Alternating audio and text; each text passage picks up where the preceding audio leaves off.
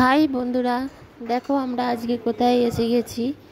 সবাই মিলে আমরা এসে গেছি ভ্যাকসিন নিতে। এই দেখো আমার ছোট মেয়ে গিনি আজকে ওই সবার প্রথম ভ্যাকসিন নেবে বলে খুব উৎসাহ দেখাচ্ছিল।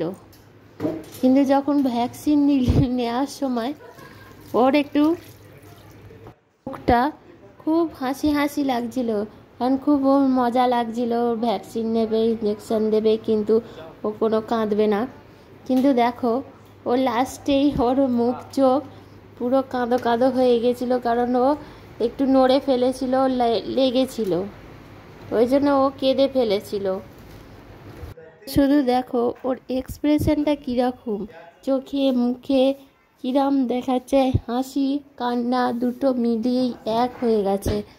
মজার ব্যাপার যে ওই প্রথম উৎসাহ নিয়েছিল যে আমি ইঞ্জেকশন দেবো আর একটুও কাঁদবো না, আর ও দিভাই কাঁদবে, কিন্তু ও লাস্টে ও কেঁদেই ফেললো।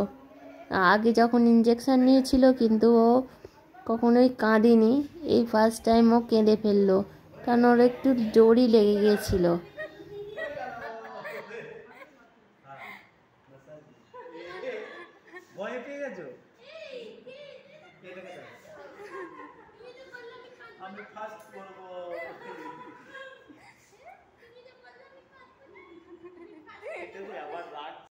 পরে ওর বাবার ভ্যাকসিন দেয়া হয়, দেখা হয় ওর বাবার এক্সপ্রেশনটা কি, কিন্তু সব নর্মালই ছিল।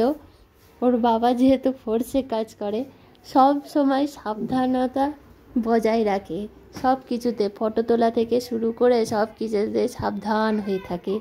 সেই জন্যে না নরণচরণ, না মুখের হাসি, না কিছু, সাবধানতা।